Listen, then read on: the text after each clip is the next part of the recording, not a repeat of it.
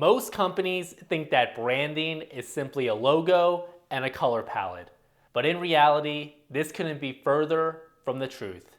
Real brand strategy sets the foundation for everything from your website to your marketing efforts to even your company culture. In this video, I'm going to break down the fundamentals of brand strategy and what every serious business needs to have in place before it can even think about investing in its website or various online marketing efforts. What's up, everyone? Welcome back to the YouTube channel. If you're new here, my name is Bailey Canning. I'm an independent full stack marketing strategist working with my clients on branding, web design and development projects, and ongoing marketing retainers. As part of my efforts running my own business and getting my own clients, I regularly put out videos here on YouTube giving you a behind the scenes look at what it's like to run a modern marketing consultancy. If that sounds interesting to you, I would love for you to stick around and subscribe. And without further ado, let's get into the topic at hand for today. So the inspiration for this video came from me recently working on my largest brand strategy project to date. And so I just wanted to run through all the key fundamentals that compose a strong brand strategy. And the reason why this is important in the first place is that if you don't take the time to map out and research a proper brand strategy, then everything you do, whether it be building a new website or pursuing various different marketing efforts online, all of it without a proper, well thought out, well formulated brand strategy is simply going to be guesswork. A strong brand strategy is your North Star that can inform your messaging, your design system, and honestly, all marketing efforts going forward. Whether you are a business owner trying to bootstrap their business from the ground up, a marketing director looking to have consistency and clarity across all key marketing efforts, or a fellow web designer who is looking to ground their creative work in concrete business strategy, this video is going to be a masterclass in the fundamentals of branding and brand strategy. There are 4 key areas that a proper brand strategy composes. This is going to be the brand identity, the discovery and research, the strategic foundation, and then of course, the messaging and communication. So let's map out all the key elements that consist in each phase, starting with discovery and research. The first thing I do when it comes to taking on a new brand strategy engagement is going to be to perform a comprehensive brand audit. This means reviewing any branding documents the client has on hand, auditing the website, really getting in and taking a deep look at the copy across all marketing channels and of course the website to see what's working and what's not. And we're also of course going to be evaluating the design across all channels. The key here is to get a good sense of where the client's current brand meets the mark and where it's falling short so that we have a clear understanding of where we currently stand in the moment and what we need to do to improve. The second key thing here is going to be to perform stakeholder interviews. I cannot stress how important it is to research the client, the key stakeholders of the project, and anyone else higher up in the company, and to just ask them all a series of questions to understand what they think the current problem is, where they think the organization or the business needs to pivot in the future to be successful, and of course, just to see if they have any good ideas for how to improve the business's marketing and sales performance. As part of my most recent brand strategy project I mentioned, I did 10 stakeholder interviews,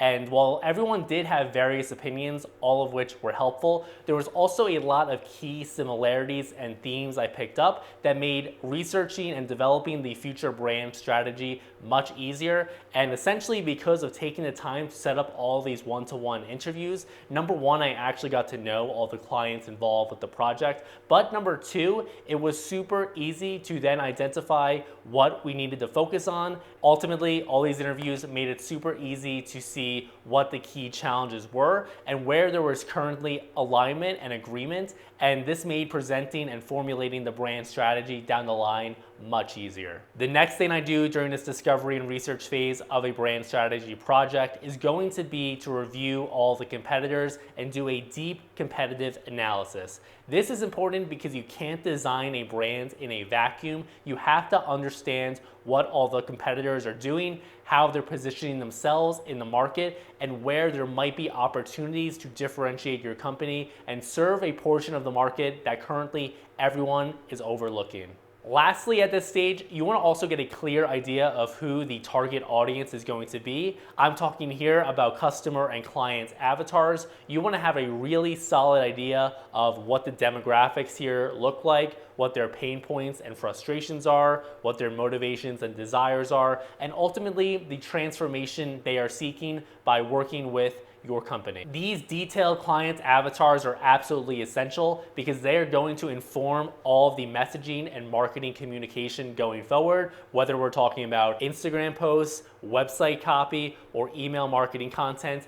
Ultimately, at the end of the day, to write effective marketing and sales copy, the first step is knowing who you're actually talking to. So that is why it is imperative to actually map out these client avatars. This is especially true when it comes to a branding project because oftentimes either the market has shifted and the company needs to adapt, or the company has adapted and needs to update its client avatars. So either way, it's a bit of a moving target here, but it's super important to have detailed client avatars, and this is something you can also gain a lot of information about during the client stakeholder interviews that I mentioned.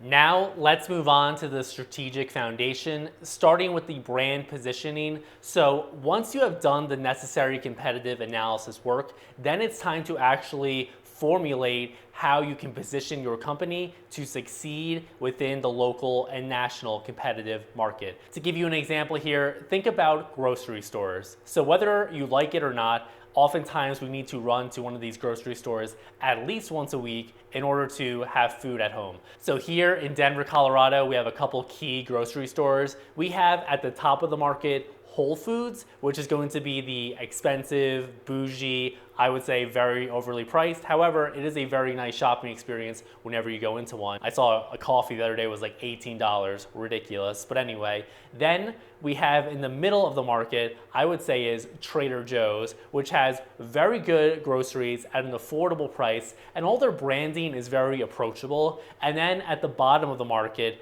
even though the prices don't really reflect this, we have the grocery chains such as King Soopers and Safeway. So you can see how, at least in the grocery store segment, we have three key brands, each marketing to different types of consumers and ultimately positioning themselves differently within the local market. So I think this is an especially good example because one, we have three clearly defined lanes, but also basically everyone needs to go to the grocery store. I don't know about you, but personally, I'm a diehard Trader Joe's fan. That's neither here nor there, but hopefully this is a solid example for you. Real quick, as you're watching this video and you're thinking to yourself, damn, our company could really benefit from a comprehensive brand strategy encompassing everything I'm talking about in this video, then I invite you to schedule a one-to-one direct strategy call with yours truly. And this is not going to be a sales pitch, don't worry. Rather, I'm going to take the time to learn more about you, your company, its marketing and sales goals, its competitors, its market, what key challenges you're currently facing. And based on everything you tell me, I will help you outline a branding, web design and development roadmap, and ongoing marketing strategy so that you can ultimately increase your brand awareness online, generate leads online, and of course, grow your sales and revenue. So if that sounds interesting to you and you think you could benefit, check out the video link in the description here. It's an interactive video form. It's about 5 questions, but basically it'll let me know everything you're considering about your project. And if you're well qualified, you'll be able to book a one-to-one strategy call with myself. With that out of the way, let's get back into the video. At this point, you should have a solid idea of who your company serves, how it stacks up against the competition, and how you're ultimately looking to position yourself within the market. From there, you can start to actually map out the key things most people think of branding outside of the color scheme and visuals. That's going to be, what is your mission statement, where you clearly state the reason why the company exists. That's also going to be the vision statement. Basically, that is the change you are looking to make in the world. And then also from there, that's where you're going to have your values be derived from. So based on whatever your mission statement is, who you're looking to serve, and what your positioning is within the market, that's where you can map out 4 to 5 or maybe even 6 key core values that are going to inform everything your company or organization does, from how it treats its employees internally to how it always shows up in its marketing and branding, whether online or offline. Lastly here, I would recommend mapping out what the value proposition is for all the different customer segments you're looking to serve. And these should be, what are the unique value propositions your company offers that the competition either doesn't care to offer or simply is unable to offer.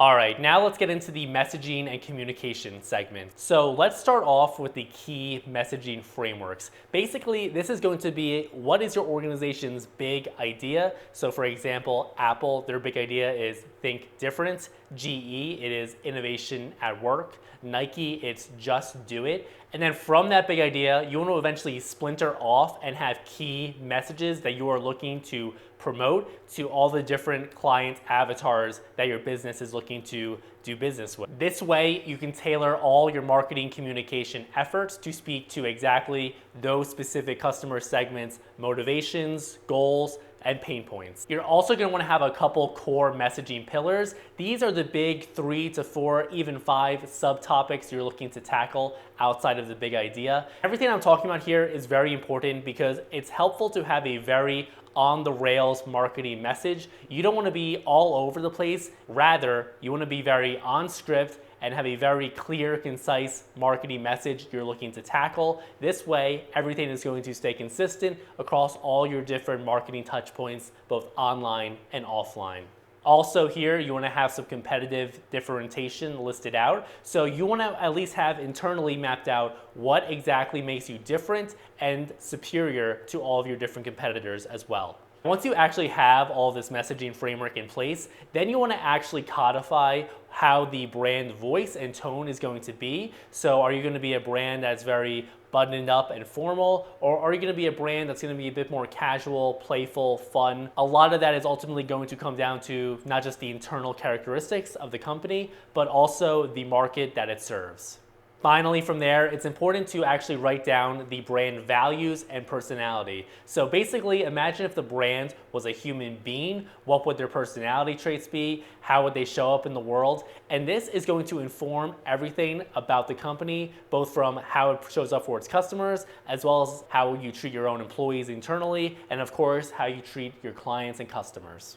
Lastly, let's get into the brand's identity and visuals here. This is probably exactly what you think of when it comes to branding, but hopefully at this point in the video, you can see that branding is so much more than the visuals and the design. And while of course that is extremely important, and hey, it's the most fun part for me as well, ultimately, at the end of the day, it's necessary to do all this brand strategy work because it is going to inform the entire business direction, which is going to affect the marketing strategy, which is ultimately going to affect the sales, which ultimately affects revenue and the bottom line. While some things might sound esoteric, like imagining the company as if it was a person and what the brand voice would be, hopefully you can see how this really will set the stage for everything your company is going to be pursuing for years on end when it comes to its marketing and sales efforts. So this is something you really can't afford to overlook. And quite frankly, many times I'll have prospective clients reach out to me looking for a website project and then they want to do marketing.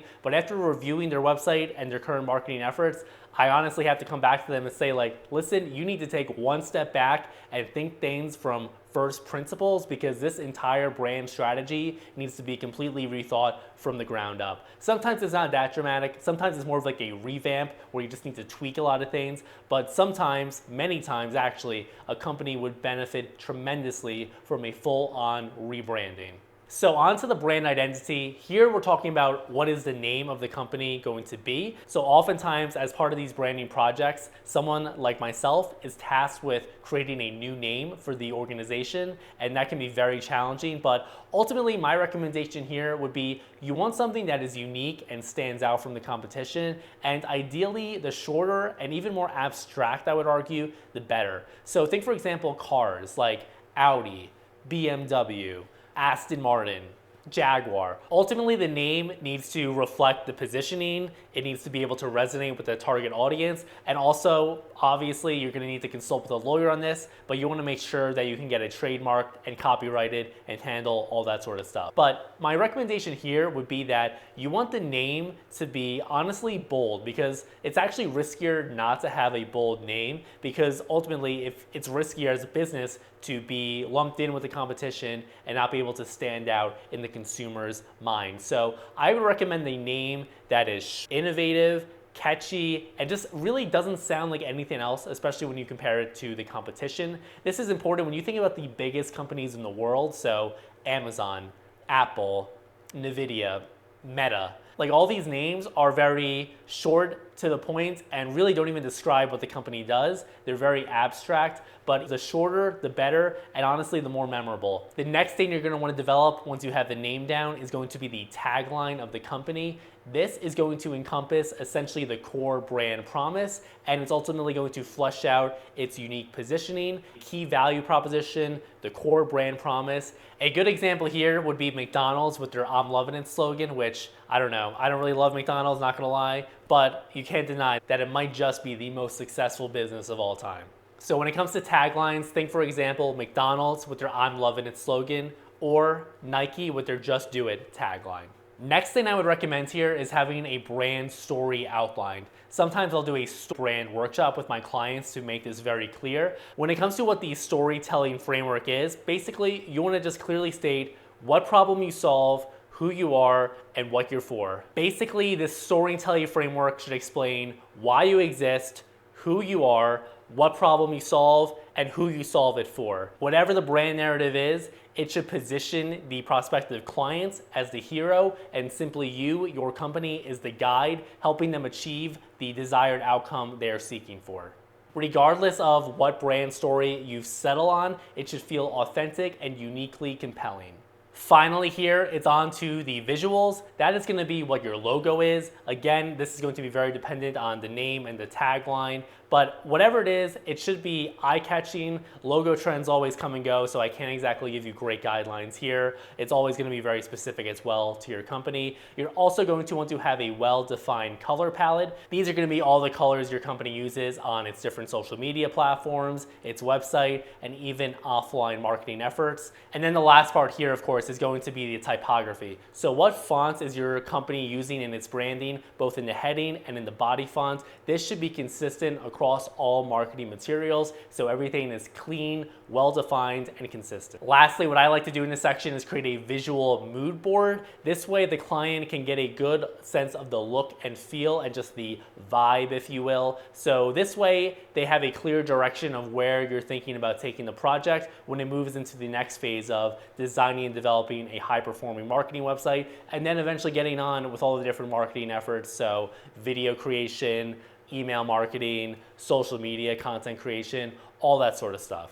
All right, ladies and gentlemen, so that is the video for today. I hope you got a lot of value out of it. Definitely let me know if you would like to see more branding content. I am just now starting to take on some bigger brand projects in my work as a marketing consultant, and so I figured that this would be a good first branding type video to really give you a primer on all the key brand strategy fundamentals. But if there's anything you would like to see me go deeper in, drop a comment and I will definitely consider it. Otherwise, if your company thinks it could benefit from a complete rebrand or even just a mini brand revamp based on everything I talked about today, you know the drill. There's a video link in the description here. Fill it out, takes a couple minutes, but if you're well qualified, you'll be able to book a one-to-one meeting with yours truly. Otherwise, I think I've done all the damage I can do in this one, so I'm gonna sign off here, but thank you for watching. I do appreciate it. See you in the next one. Make sure to subscribe. See you later. Bye.